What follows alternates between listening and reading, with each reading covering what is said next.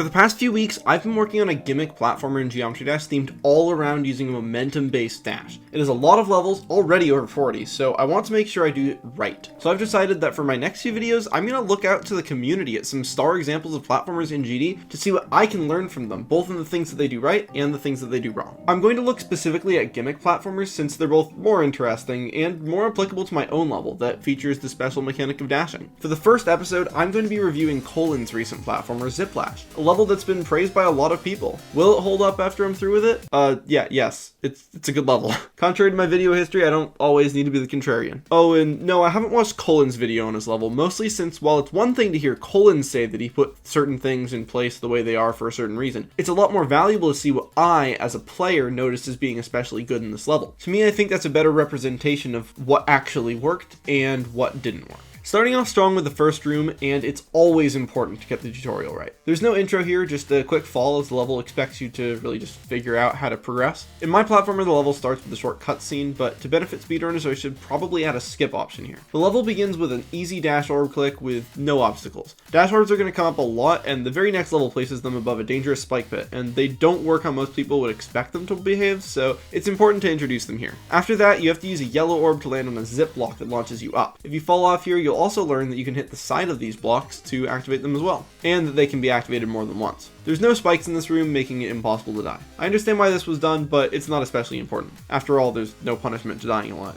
In general, this first level is a good introduction that shows you how to use the most basic mechanics in a very safe environment. Level 2 is mostly like a puzzle level, which is valuable since the fast-paced non-stop action of the later levels isn't what we want yet. The player still needs to get used to the mechanics, so this level forces the player to interact with the main gimmick, the connected zip blocks. This drop down into the dash orb is a little awkward feeling, but overall, this level gets the job done. The main takeaway here is to always ease the player into the central mechanic of your level. I think the level that I made introduces advanced movements too fast. In the third checkpoint? What am I thinking? Anyways, I'm going to create a few levels at the start to slowly increase complexity rather than all at once. The next screen is pretty much the same gist, introducing the red platforms. The main problem I have with this one is that it's kind of unnecessary to use red platforms. Why are they red? It's not really explained. Furthermore, if the player is just looking down here, they probably won't connect the dots and associate this platform with one higher up since they're in different halves of the screen. Obviously, it's pretty intuitive to figure this out on your own, but the level doesn't really do anything to teach the mechanic outright, especially when compared to the explicit teaching from the previous stage. And if the player can figure it out on their own, the purpose of including this room in the first place is a little bit shaky. This is definitely a much weaker tutorial. Make sure that if one thing causes another thing to change, both parts are close to each other in an immediate path. That way, naturally, the player's eyes will be drawn towards it. In this case, I would have liked to see another simpler puzzle that forces the player to consider that the blue and red platforms activate separately. As is, you can pretty much ignore the entire gimmick of the level. Checkpoint 14 is pretty interesting and does a good job at what it's trying to do. This level features 3 mini puzzles that the player needs to solve to progress. Not much to say, this one just teaches you more about the mechanics. This is the final tutorial checkpoint for a while, and it's a little clunky since it feels like 3 mini levels stitched together. Perhaps these should have just been 3 separate levels that utilize their fundamental mechanics multiple times instead. Just a thought. Next up, we have the first real level, and there's not a whole ton to say. This is the first level where you actually have to jump off a moving zip block, which is where a lot of the later challenge comes from. It's not really a problem in this level. Checkpoint 12 is the first checkpoint where I do have a problem. That's right, you thought Zip Lash was the perfect level with gameplay that would put masterpieces like Avernus and Hypersonic to shame for how fun it is to play. Oh, no, a true nightmare approaches. I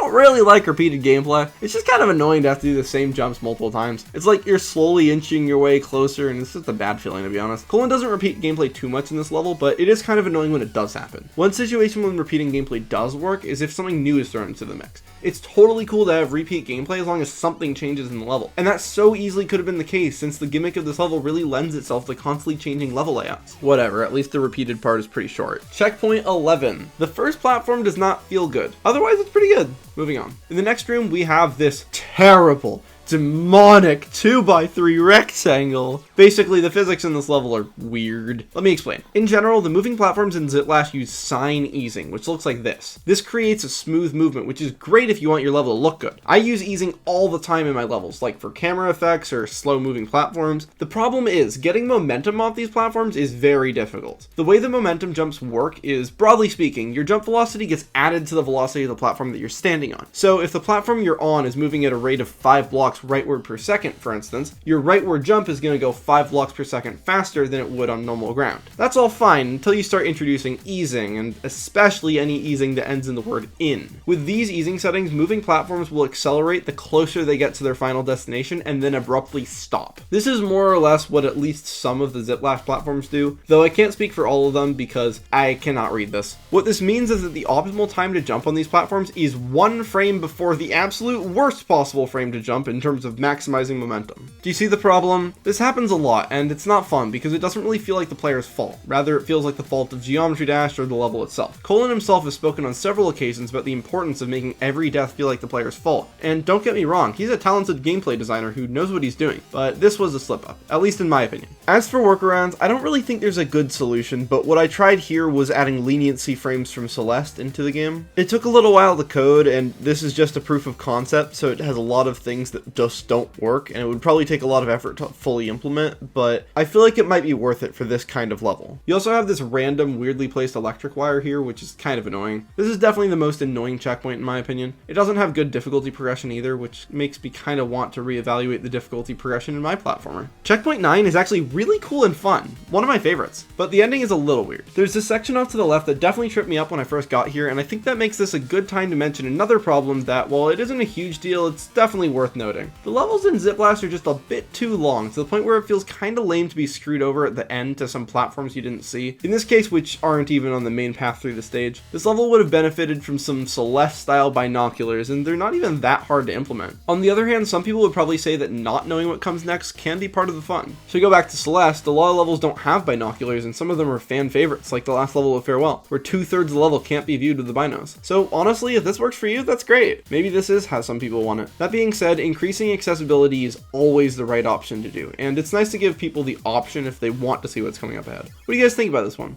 Once again, this isn't a super big problem in Zip Lash since the levels never get that long, but it certainly would be nice for some of the longer stages. In checkpoint 8, there is this thing. Green this thing. I do not know why it is there. To me, it makes the level a bit more annoying. I am unsure of its purpose. Maybe it leads to a coin? I don't know. Nope, doesn't look like it. Anyone know why that's there? Anyways, it's a little unclear for me what to do at the ending of this stage. You're supposed to hit this block, then strafe right to hit the orb and go right, but at least to me it didn't exactly click. Is that just me? I don't know. Checkpoint 7 up next, and it is a doozy. Okay, I'm gonna say something that maybe is controversial. I don't really like this dash orb gimmick. It's just annoying that you can't hold. I mean, it's totally possible to just add this to your level. That lets you hold down the button. It's just weird button mashing, and honestly, Colin barely uses this mechanic anyways. I feel like this level might have been better off without the mechanic, but as for how it's introduced, it's alright. This dash orb on a platform is absolute hell, and it's harder to do in the tutorial than at any other point in Zip Lash, which really only means this one other time because this entire mechanic that gets set up in this tutorial and is really hard to learn to use one time, and at that point, I don't really see why it was included in the first place. The rest of the tutorial is exactly what a late game tutorial should be though. Remember how at the start the tutorials were safe zones that expected you to simply interact with the new mechanic? Well, just as the difficulty of the normal levels have increased, the difficulty of the tutorials have too. This is a great idea and helps keep the level from losing its tempo. Instead of safe zones, you're gonna die if you mess up, but the checkpoint is very close by. Instead of only needing to perform the required skill once, you need to do it multiple times. This is evolution done right, and I've never really seen it done this way with a tutorial, so props to that. So remove advanced tech that is hardly used and keep up the pace with late game tutorials. Sorry, extremely finicky chained ultras that I only ever use twice a mile out, but I should probably make some new gameplay for this section.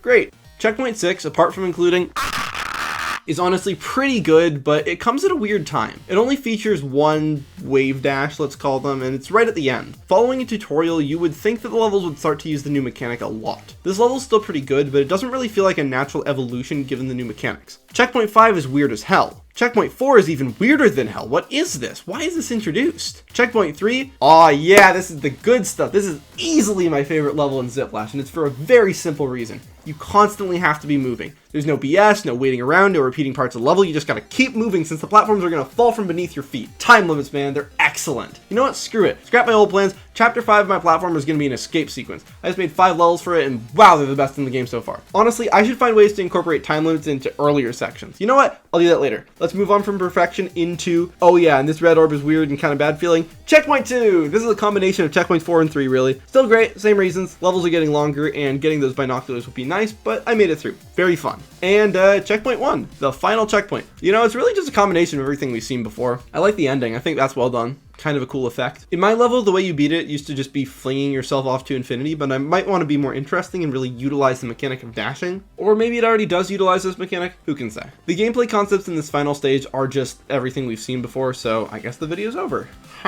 Didn't really prepare an outro for this one. Well, back to the editor. Time to put what I learned to good use. Subscribe so you don't miss the next episode where we're gonna look at destroy the level? Yeah, sure, let's do destroy the level.